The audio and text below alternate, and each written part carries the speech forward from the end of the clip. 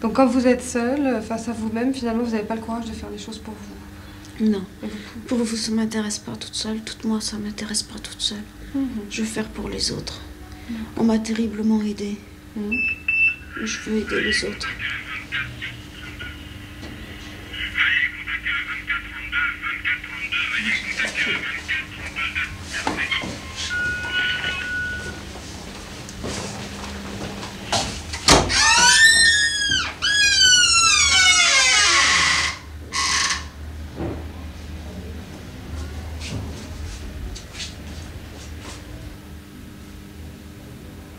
Je voudrais faire pour les autres.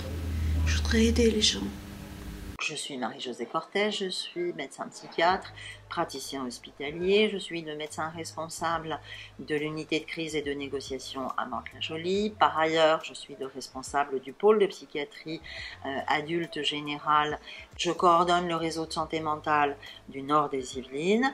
Je suis membre du conseil d'administration de la Société de l'information psychiatrique et membre du bureau national du syndicat des psychiatres hospitaliers. C'est quoi l'urgence psychiatrique? Dans le sens où moi, je suis quelqu'un qui vient de l'extérieur, je vais pas bien, je suis accueilli par qui, comment, pourquoi, les enjeux de l'urgence psychiatrique.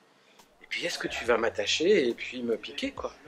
Alors, ouais, on va commencer par t'attacher et par te piquer, mais toi et seulement toi. Les autres, pas forcément. Alors, l'idée, d'abord, c'est que l'urgence psychiatrique, elle peut être accueillie dans plusieurs endroits.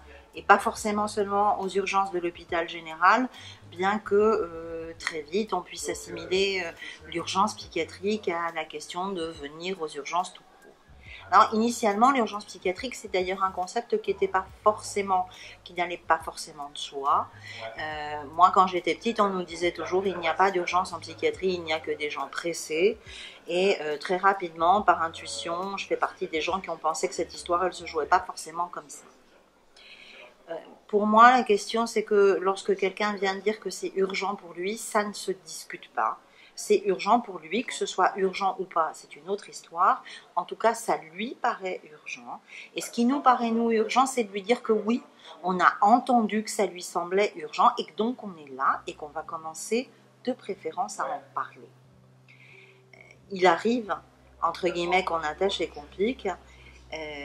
On le fait si on pense que c'est la meilleure réponse à apporter à une situation où la personne est très désorganisée dans sa tête, risque de se mettre en danger, risque d'en mettre d'autres en danger. C'est pour moi la seule et unique indication. Si, quand on commence à parler et qu'on commence à parler trop longtemps, en fait, on fait plus de mal à la personne qu'on l'apaise et qu'on lui rend une certaine capacité à pouvoir garder une certaine contenance. La question, c'est finalement de transformer quelque chose qui apparaît comme urgent en une lecture à laquelle moi je tiens beaucoup, qui est celle de la situation de crise. C'est-à-dire que finalement, on va rapidement dire à la personne qu'on est au jus, qu'on a bien entendu, qu'on est là avec lui, elle, et puis de préférence avec des gens autour. Alors c'est qui les gens autour? C'est l'entourage, et parfois d'ailleurs on commence par rencontrer l'entourage. C'est les gens qui comptent pour la personne, qui peuvent être des voisins, des amis, des patrons, des collègues, on s'en fout pourvu que ce soit quelqu'un qui compte. Et qu'on va embarquer l'histoire ensemble, que sur le moment cette histoire elle semble être une histoire difficile, qu'on l'entend comme telle et qu'on va essayer de faire en sorte qu'elle soit un peu moins difficile en y mettant nos tripes à nous aussi, en mouillant la chemise. Alors moi je suis une danseuse de flamenco et je dis toujours que les danseurs, plus ils ont de technique et moins ça doit se voir. Donc l'idée c'est de se mettre à un niveau de discussion d'égal à égal avec le patient et son entourage. Il a un truc à nous dire, il a un truc à nous demander. Son entourage très souvent aussi, quelle que soit la forme. Et nous, on a des trucs à dire et des trucs à demander et après on construit ensemble. Le principe, pour moi, c'est ça. Ça veut dire que quand je me présente aux urgences psychiatriques, je ne vais pas finir à l'hôpital psychiatrique forcément. Pas du tout. Si tu viens par exemple à l'endroit où je bosse, d'abord tu vas rencontrer les gens de l'accueil aux urgences générales si tu viens par les urgences générales.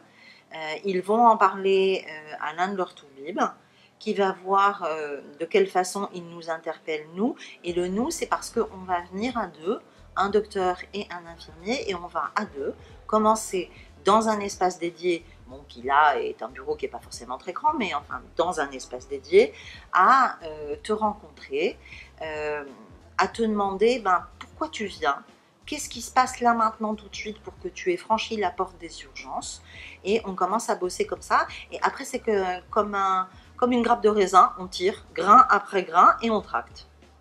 Ce qui veut dire que pour nous, ce qui est important, c'est pas tellement ce dont tu souffres, mais ce que tu nous dis de ce qui, toi, t'amène à pousser la porte de chez nous. Qu'est-ce qu'on fait de ça et comment on peut construire ensemble. Le construire ensemble, ça peut être reprogrammer un entretien très vite, ça peut être t'accueillir dans un lit qui t'accueillera une nuit, 2 nuits, 3 nuits, ça peut être venir te voir à la maison, ça peut être dire que tu as l'air super traumatisé et qu'il faut qu'on reprenne l'histoire ensemble avec des gens qui sont formés à cette question-là, ça peut être faire des entretiens avec toi et ton entourage, et bien sûr ça peut être aussi t'hospitaliser dans une unité plus classique, parfois même considérer que même si tu as poussé la porte, la manière dont ta pensée est désorganisée ne te permet pas vraiment de formuler une demande explicite et que c'est à ton entourage qu'on va demander de dire quelque chose de ce qui les inquiète et de faire la demande pour toi. Donc oui, tu peux te retrouver dans une unité d'hospitalisation classique, mais non, ça n'a rien de systématique. Et ça ne doit pas être ni effrayant ni traumatique. Tu diriges une unité un peu particulière dont j'aime beaucoup le nom. On parle de négociation des soins. Voilà, est-ce que tu peux nous en dire plus? Reprendre le nom de ton unité et nous en dire plus. Alors, l'unité est située à Mantes-la-Jolie. Donc, Mantes-la-Jolie, c'est au nord-ouest des Yvelines. Ça jouxte l'Eure et l'Eure-et-Loir, c'est-à-dire que c'est en région parisienne. Ça a fait beaucoup de bruit parce que c'est un quartier qui s'appelle le Val-Fouré qui a été explosif. C'est le premier péage de l'autoroute A13 quand on va le dimanche à Deauville. Et c'est à la fois un lieu très urbain mais un tout petit peu provincial. L'unité est implantée en plein dans un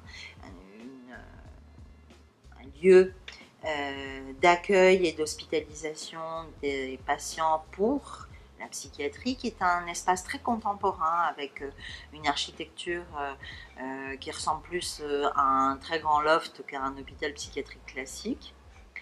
Et l'idée pour nous, l'idée de négociation, c'est que, sauf lorsque la personne qui demande n'est pas en état de formuler la demande pour elle-même, auquel cas, comme je le disais tout à l'heure, c'est à d'autres que l'on demande de demander, on est dans une rencontre et que cette rencontre, elle est contractuelle.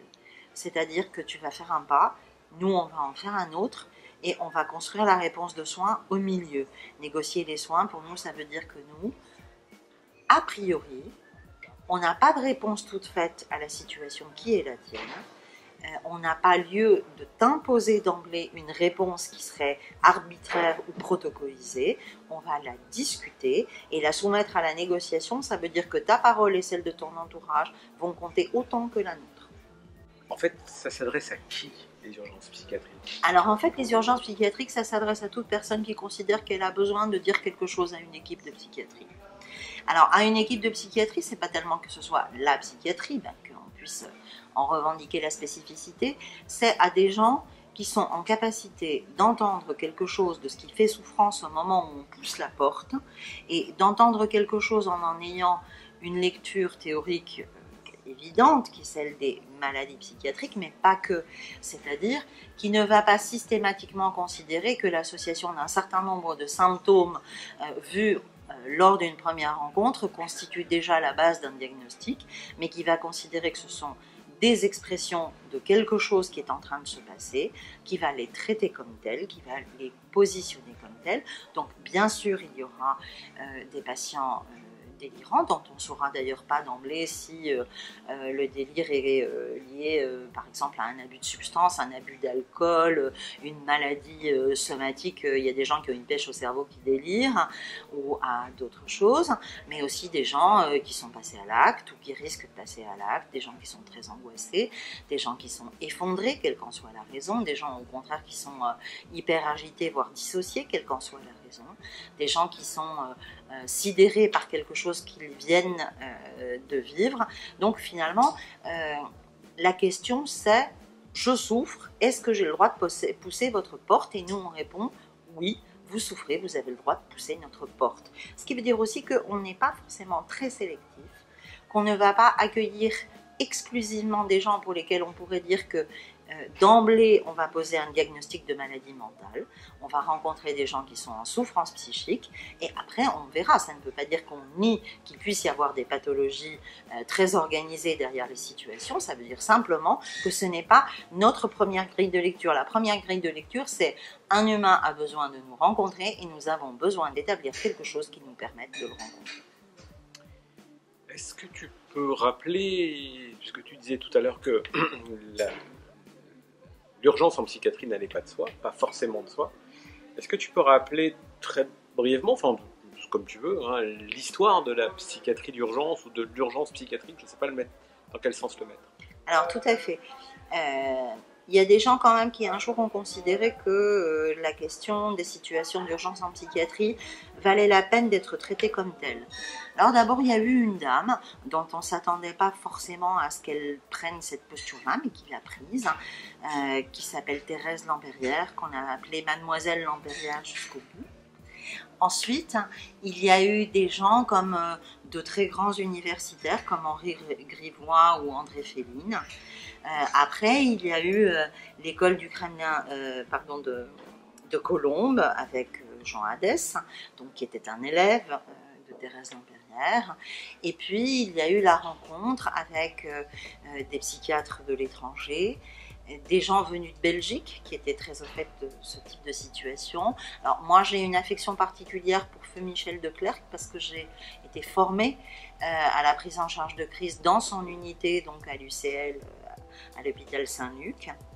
Il y a eu aussi des rencontres majeures comme celle d'Antonio Andreoli, qui est un gars d'origine italienne qui s'est implanté en Suisse et qui, avec, je dirais, toute sa séance et sa sémillance latine, a réussi à convaincre ces gens très rigoureux que l'originalité pouvait être associée à la rigueur et à la créativité, et qui a donc créé une unité particulière à Genève.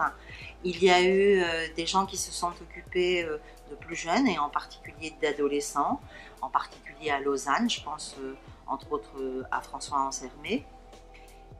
Voilà, progressivement, les psychiatres dits de secteur se sont aussi intéressés à cette question.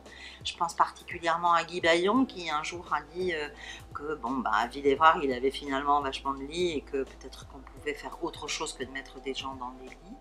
Je pense à Serge Canas qui a créé quand même une équipe historique en fermant là encore des lits, en remodelant des ressources. Alors bon, on peut en penser ce qu'on veut, mais il a remodelé des ressources, il a créé une équipe d'intervention rapide de crise à domicile qui porte un prénom fort sympathique, qui est celui d'Éric. Les gens du groupe Eric sont un groupe pilote d'intervention à domicile avec une lecture très systémique des situations de crise. Pour nous, les gens du Mantois, ce sont des potes et ce sont des voisins. Souvent, et encore maintenant, la première rencontre avec la psychiatrie, elle se fait dans un moment de rupture qui peut être explosif, qui peut être celui d'une situation de crise et qui amène des gens à pousser la porte des urgences ou à passer à l'acte et à se retrouver aux urgences. Notre présupposé, c'est que la première rencontre avec la psychiatrie, elle doit être le moins traumatique possible. Pourquoi? Parce que tout simplement, si c'est la première fois, c'est pas forcément la dernière, et si la première est une catastrophe, ça augure mal de l'avenir. Et pour nous, c'est un indispensable. On crée un lien, on accroche, on provoque une alliance. Cette alliance qui est dite thérapeutique, c'est après aussi une alliance de travail, et c'est ce qui nous permet de construire le schmilblick, et c'est ce schmilblick particulier qu'on considère être après la négociation de soins. Est-ce que tu veux rajouter des choses Alors, ce que je rajouterais peut-être, c'est que il me semble que tout ce travail-là n'a pas lieu de se faire exclusivement dans les unités d'urgence générale à l'hôpital. Ce type de travail, ça peut se faire aussi ailleurs. Ça peut se faire dans des CMP, ça peut se faire dans les cabinets des médecins généralistes, ça peut se faire dans des maisons médicales. Ce que je veux dire par là, c'est que même si effectivement les urgences générales sont, je dirais, une espèce de vivier un peu favorisant, puisque les urgences, ben, c'est aussi un lieu où on ne peut pas refuser, on ne dit jamais non aux gens, et c'est le principe. Et puis c'est un lieu où on peut avoir un regard commun avec d'autres qui ne sont pas forcément psychiatres, et ça peut avoir son intérêt, mais cette typologie de rencontre, quelque part, elle peut se faire au bout de la rue pourvu que les gens soient dans l'idée de rencontrer l'autre, et c'est ça qui me semble fondamental. L'avenir de l'urgence psychiatrique, c'est quoi selon toi? C'est des équipes mobiles qui se projettent. Alors tu es déjà dans l'avenir puisque tu as déjà des équipes mobiles, mais c'est des équipes qui se projettent sur place, c'est du conseil, du téléconseil à un généraliste face à une... Voilà, c'est quoi l'avenir de l'urgence psychiatrique? Alors pour moi l'avenir, c'est déjà de lire toutes les fois que l'on peut la situation d'urgence psychiatrique en situation de crise, c'est-à-dire d'introduire une notion de temporalité, d'envoyer un message très fort du type on vous a entendu tout de suite, on va commencer à construire avec vous, mais peut-être que la réponse dans sa construction même, elle ne sera pas ultra rapide, il y a une temporalité à respecter. On a beaucoup bossé avec un médecin urgentiste qui a été longtemps chef de service des urgences générales à Mantes, qui est Pierre-Marc Vizot, qui disait que finalement le psychiatre était maître des lieux et l'urgentiste maître du temps, et que nous on passait notre temps justement à essayer de distordre cette affaire-là, et oui, c'est ce qu'on a fait tout le temps. C'est, je pense, d'avoir des systèmes extrêmement souples. Une des particularités de l'unité de crise et de négociation de soins à Mantes, c'est que c'est en fait un panier avec des outils qui sont tenus par une seule et même équipe. C'est-à-dire qu'à tout moment, on peut dégainer l'un des outils sans qu'on l'ait protocolisé. On a un binôme qui part aux urgences générales, des entretiens qui se mènent en binôme dans l'unité avec des gens qui sont hospitalisés sur un temps qui est défini en une nuit, 2 nuits, 3 nuits ou quelques heures, peu importe. On a des entretiens de reconvocation rapide qui là encore se font à 2 professionnels, pas forcément des entretiens médicalisés, mais toujours à 2 professionnels. On a la possibilité d'intervenir à la maison à travers une équipe mobile. On a la possibilité de faire des entretiens familiaux avec une unité de thérapie familiale qui est formalisée en tant que telle et qui peut faire des entretiens de crise. Donc à chaque fois, ce qu'on va essayer de faire, c'est de ne jamais prendre de décision par excès ou par défaut, mais de dégainer au moment où on pense que c'est le mieux l'un des outils. Et l'avantage que ce soit une équipe unique, c'est que précisément, il n'y aura aucune compétition et aucune rivalité entre les outils, puisque ce sont les mêmes gens, alors avec une toute petite nuance pour le psychotrauma, parce que toute l'équipe n'est pas formée de la même façon, et pour l'ATF, mais sinon pour tout le reste, c'est une équipe unique qui est très transversale et qui va dégainer le disque qui lui paraît nécessaire au moment où ça lui paraît nécessaire. Et pour moi, l'avenir, c'est ça, c'est une certaine souplesse avec beaucoup de technicité.